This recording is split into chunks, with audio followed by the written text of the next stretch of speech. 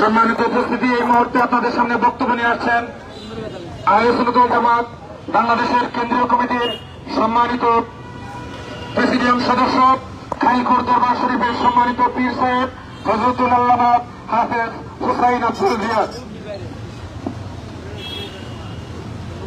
আসসালামু আলাইকুম ওয়া রাহমাতুল্লাহি ওয়া বারাকাতুহু। আজকে আমরা বড় মর্মাহত, বড় দুঃখ ভরা হৃদয় নিয়ে, কষ্ট নিয়ে আজকে আমরা হাজির হয়েছি।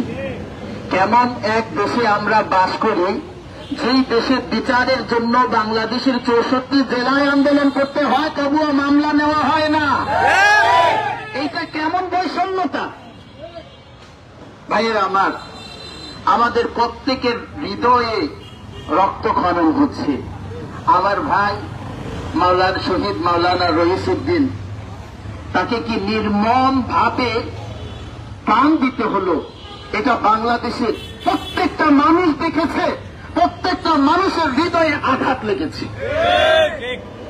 আজকে মাওলানা রইসউদ্দিনকে এই নির্মম ভাবে শহীদ হতে হলো একটাই কারণ, সে প্যারা নবী ইসলামের শান মান বুলন্দ করার জন্য কথা বলেছে। ভাইয়েরা আমার, মাওলানা রইসউদ্দিনকে এই নির্মম ভাবে শহীদ করা হলো, এখনো মামলা প্রশাসন নিল না। প্রশাসন এই বৈষম্যতা যদি করে, বাংলার সুন্নি মুসলমান কিন্তু আর ঘরে বসে থাকবে না।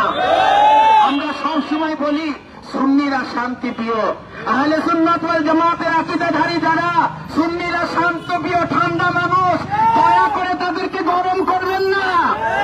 গরম করলে বাংলার আকাশ পাতাল গরম হয়ে যাবে ইনশাআল্লাহ। প্রত্যেকটা তরিকতপন্থী রাস্তায় নেমে আসবে ইনশাআল্লাহ। এই মাওলানা রইসউদ্দিনের মামলা নেয় নাই, তা আমরা শুনতে পাইলাম কিছুক্ষণ আগে। সন্ত্রাসীরা যারা নির্মম ভাবে আমার ভাই শহীদ রইসউদ্দিনের গায়ে হাত তুলেছে, এখন তারা সেই এলাকায় যারা সত্য কথা বলেছে তাদের বাড়ি ঘরের মধ্যে হামলা করতেছে। এইটার বিচার কি এই দেশে নাই? এই দেশের প্রশাসন যদি সুষ্ঠুভাবে আমাদের মাওলানা শহীদ রইসউদ্দিনের বিচার যদি না করে, বাংলার সুন্নি জনতা আর বসে থাকবে না। আগামীকালকে জাতীয় প্রেস ক্লাবের সামনে আমাদের সমাবেশ হবে, সেই জায়গায় আমরা উপদেষ্টার কাছে স্মারকলিপি নিয়ে যাব। আমরা এরপরে কঠোর আন্দোলনের মধ্যে যাব।